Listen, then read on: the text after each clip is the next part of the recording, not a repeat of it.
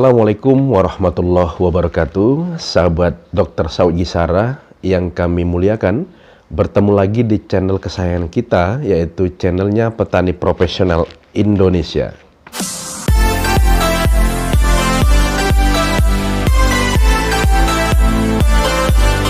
Nah, pada video kali ini kembali kita akan bahas satu topik, yaitu tentang seputar perkebunan kelapa sawit. Tetapi sebelum kita lanjut kepada video yang akan kita sampaikan ini, tentunya jangan lupa Anda terus berlangganan dengan kami dengan lakukan subscribe, kemudian like, komen, serta aktifkan loncengnya.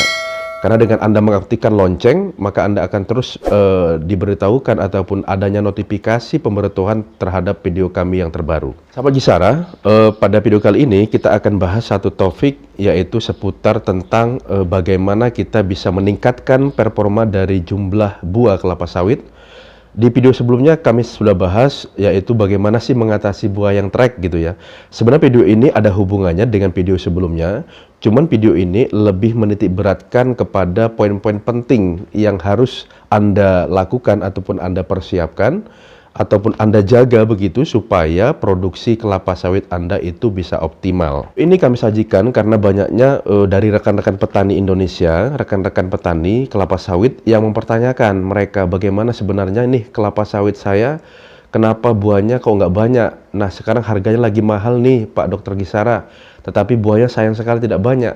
Lantas dengan pertanyaan-pertanyaan ini timbul niat hati saya untuk men-share ilmu ini kepada Anda, tentunya selaku sebagai penanya ataupun sebagai petani yang lain di tempat yang lain, mungkin barangkali video ini penting bagi Anda. Nah, pertanyaannya adalah apa sih yang harus kami lakukan sehingga buah kelapa sawit kami ini bisa menghasilkan buah yang optimal ya.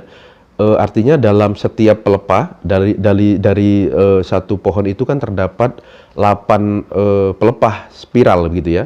Nah, alangkah sangat dinanti-nantikan kepada seluruh oleh petani Indonesia ketika buah kelapa sawit mereka itu berjumlah penuh dalam setiap pelepah. Artinya buahnya keliling. Nah, bagaimana trik-trik yang harus dilakukan sehingga buah kami itu bisa optimal. Nah, kami akan sajikan untuk Anda strategi ataupun hal-hal yang harus dijaga. Nah, dalam video kali ini kami akan bahas, yaitu ada tiga jurus jitu, saya katakan jurus jitu yang harus Anda perhatikan dan Anda jaga supaya buah kelapa sawit Anda itu dalam kondisi optimal, melimpah, buahnya keliling begitu. Nah, 3 hal ini harus Anda jaga. Ketika tiga hal ini tidak Anda jaga atau Anda abaikan begitu, jangan harap Anda mendapatkan hasil yang optimal. Nah, sebagian mempertanyakan sebenarnya berapa sih hasil ton per hektar buah kelapa sawit yang dikatakan baik itu ya. Jadi sebenarnya produksi optimal itu sesuai dengan umur tanaman. Saya ambil contoh saja umur pertengahan, yaitu sekitar umur 13 tahun ya. 13 tahun itu sebenarnya buah kelapa sawit bisa optimal mencapai 36 ton per hektar per tahun. Itu optimal. Kemudian yang dikatakan produksi sedang adalah dia mencapai 30 ton per hektar per tahun. Artinya dalam setiap bulannya Anda bisa memproduksi buah kelapa sawit sekitar 2 sampai 2,5 ton per hektar per bulan. Itu dikatakan produksi optimal gitu. Nah, saya kembali kepada permasalahan awal, yaitu ada tiga jurus jitu yang harus Anda jaga. Nah, yang pertama adalah yaitu yang sudah kami bahas sebelumnya, yaitu pemupukan. Nah, ini penting sekali pemupukan. Banyak masyarakat ataupun petani Indonesia ketika waktunya panen iling ya, ataupun ingat ya, oh panen nih, panen gitu. Jadi ingat. Tetapi ketika mau mupuk lupa, sehingga pada saat panen dia tidak menyisihkan sekian persen ataupun sekian rupiah nih, sekian ribu rupiah nih untuk mupuk nanti pada saat jadwalnya masuk. Tapi semua digunakan untuk kebutuhan sehari-hari, sehingga pada saat waktunya tiba untuk mupuk, dia sudah tidak ada modal, tidak ada uang untuk aplikasi pupuk, sehingga tidak dipupuk. Nah, ini penting, harus dijaga. Ya, saya ulangi, yang pertama adalah pemupukan. Pemupukan harus dilakukan tepat waktu, tepat sasaran, tepat dosis ya. Caranya nanti kita akan bahas di bab pemupukan sendiri. Intinya adalah Anda harus lakukan pemupukan Dan ketika panen, Anda harus sisihkan sekian persen ya, ataupun saya sampaikan 30% dari hasil Anda untuk disiapkan membeli pupuk yang akan Anda aplikasikan pada saat jatuh tempo pemupukan. Ini penting ya. Kemudian yang kedua, faktor pembatas apa? Yang kedua adalah apa yang harus Anda lakukan, ataupun jurus jitu apa yang harus Anda siapkan, yaitu pruning. Nah, sahabat Dr. Hisara yang dimuliakan Allah Subhanahu wa taala, pruning ini bahasa Indonesia atau bahasa lainnya adalah tunas pokok. Artinya gini, pokok kelapa sawit itu mempunyai jumlah pelepah tertentu. Nah, apabila pelepah ini tidak dilakukan pemotongan, maka jumlah pelepah itu akan terus bertambah dan posisi yang paling bawah akan mengering. Nah, ketika jumlah pelepahnya ini sudah sangat banyak ya, sehingga sebagian paling bawah itu mengering, yang pertama efeknya akan mempersulit proses panen. Sehingga kalau kita lihat pokok kelapa sawit yang kondisi gondrong, itu pemanen itu tidak akan mau menurunkan buah. Sehingga apa? Buah yang matang, buah yang masak itu akan tertinggal. Akhirnya apa? Akan terjadi losis, kehilangan buah, kehilangan uang. Makanya harus dilakukan pruning. Nah, hubungan dengan apa tadi supaya buahnya keliling? Setiap pohon kelapa sawit sesuai dengan umur tertentu, dia harus dijaga songgoh buahnya, songgoh pelepahnya. Mudahnya begini, kalau Anda mempunyai tanaman kelapa sawit, kemudian buahnya cukup banyak, jadi buah yang paling tua itu pelepah yang paling bawah itu harus ditinggalkan sejumlah 1-2 pelepah di posisi penyangga buah tertua. Begitu, itu mudahnya begitu. Jadi artinya apa? Jangan terlalu banyak memotong pelepah atau disebut dengan over pruning, atau jangan meninggalkan atau membiarkan pelepah tidak dipotong, atau bahasa agronominya, bahasa pertaniannya itu adalah under pruning.